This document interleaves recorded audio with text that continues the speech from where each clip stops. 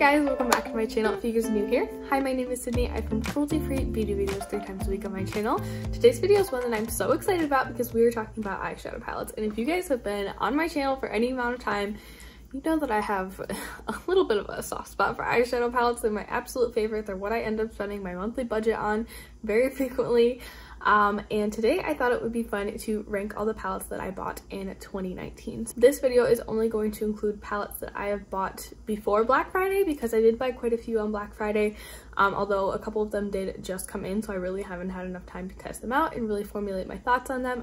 And I feel like I would rank them inaccurately to where they kind of stand against the rest of my palettes at this point. I did also want to mention that this video is inspired by Andrea Matalano. I will have her video in her channel linked down below if you guys are interested in checking out the original.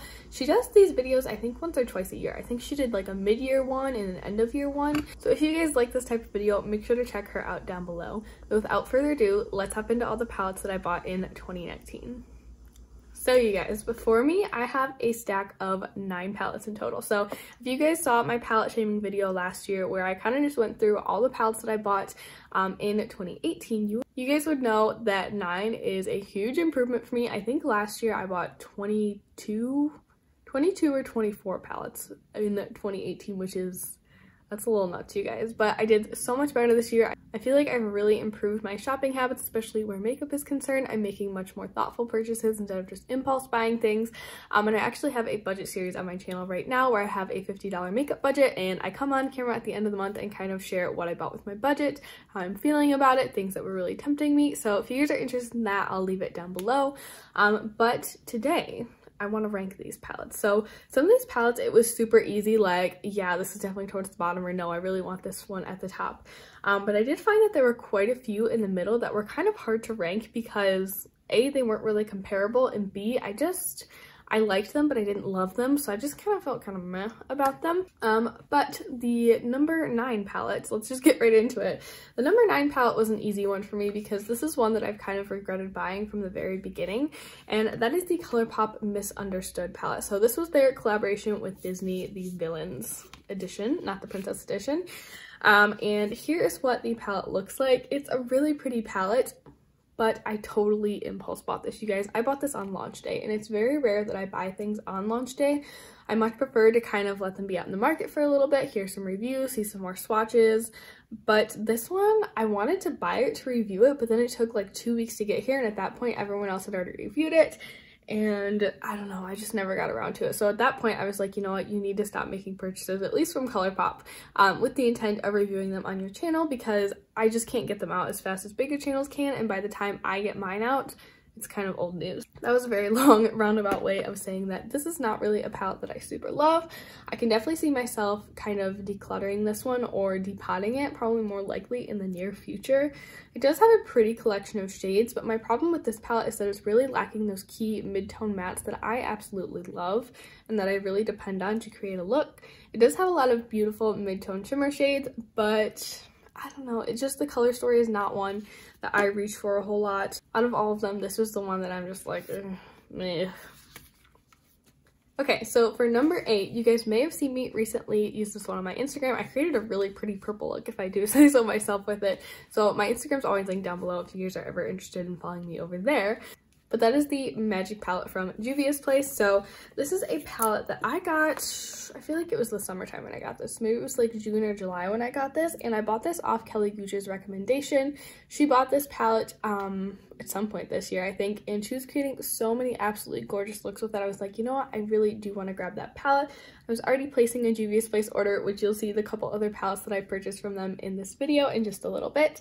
And this one, I got it home, and honestly, you guys, when I had been seeing the Magic palette online, I was just kind of like, it's not really doing it for me, but I kept seeing all the looks that Kelly was creating, and I was like, oh, they're so pretty. I really want this palette. But when I got it home, I kind of just felt meh about it. I think it's because there's not a lot of like lighter mattes in here that correspond with these super deep shades right here. There's some nice light warm mattes, but these dark mattes are really hard for me to blend out into anything. So I think that's why I don't reach for this one as much. But recently I have been reaching for this one a little bit more, so that's why it's not in last place. But this is still one that I need to get to know a little bit better and kind of play around with the color story a little more. I feel like I have a very similar story for the next palette, and at number 7, I am putting the Deuce palette from Juvia's Place. Again, this was a Kelly Gooch recommendation, and this one I actually really do like the colors in here. I don't particularly understand the color story.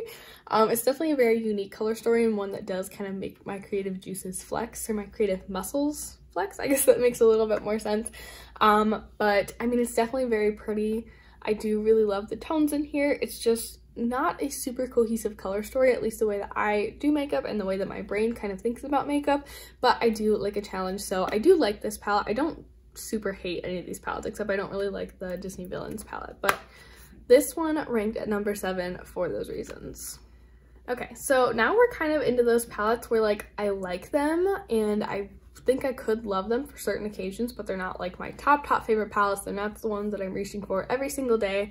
And the first one is the Persona Identity 2 palette. So I actually did a full review on this one on my channel. I did buy this one on launch day as well, and I don't know, I regret it a little bit, and I think maybe if I had thought more critically about this palette, I wouldn't have bought it, but at the same time, I really do love Persona Cosmetics, and I love supporting them, so I was happy to buy it and review it for my channel, but hindsight, I'm not sure if this was the best purchase for me. I really do love kind of the beautiful jewel tones on this palette, and I think it's really perfect for this time of year. I'd like to do a Christmas tutorial with this palette, but when I look at this palette, it's a perfect everyday palette. Like, I feel like I could wear any of these tones pretty much anywhere and not feel like weird and out of place. But it just it doesn't really spark my creative juices. Just because I'm super into color right now and neutrals and these duller jewel tones aren't really calling my name, but it definitely is a pretty palette. Next up, you guys, we have Menagerie Cosmetics Whale Song. So this was my first palette from Menagerie Cosmetics, and I actually ordered 2 more on Black Friday, so I'm super excited for those to come in. But this is their beautiful blue-green palette that I feel like everyone freaked out about when it launched. This is a beautiful palette, you guys, but I'm not reaching for it as much as I thought I would. I think these tones of blue are really unique and really beautiful. I'm just not 100% in love with the shimmery shades that they chose for this palette. These 2 are fine, but honestly, I would have preferred some lighter shimmers rather than these deeper shimmers right here. But I do love the mattes in here. I love the color story. It's just, again, not one that I'm reaching for a whole lot. I feel like I was super into blue kind of over the summer, and then like I feel like as soon as this actually came into me, because it took like a month to come in, it was kind of ridiculous. I was like, you know what, I'm kind of done with blues and greens right now. I want pinks and purples. So that's why I ranked this one where I did. Alright, you guys, coming in at number 4 is my Huda Beauty New Nude palette. This was one that I was so excited to add to my collection. I grabbed it during Huda Beauty's 50% off palette sale over the summer, and this has been a palette that I have lusted over for so long, you guys. I don't know what it is about this color story, because I don't really even wear cool tones very often, but this one has just been one that is stuck in my mind. It's been on my mind for years. I've almost bought the Alter Ego dupe so many times. It's just really pretty, you guys. And I feel like I'm ranking this one a little bit higher than the Whale Song and Persona palettes because, I don't know, these tones are just really appealing to me right now. I mean, you can tell on my eyes right now. I didn't use this palette, but these beautiful mauve-y, cranberry, purpley tones are really kind of my jam right now.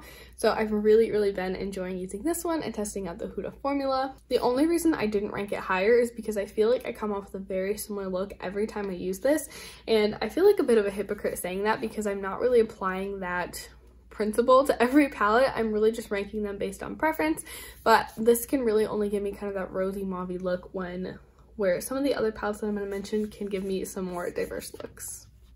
Alright, so I want you guys to pause the video right here, well, after I'm done saying this, of course, and comment down below what you think my top 3 palettes are. I would love to know if you guys know my palette collection well enough, if you know the eyeshadow that I've been loving lately enough. So pause the video right here, leave me that comment down below. I'm so excited to see if you guys guess correctly. So coming in at number 3 is the ColourPop Sweet Talk palette. You guys, this was my jam over the summer.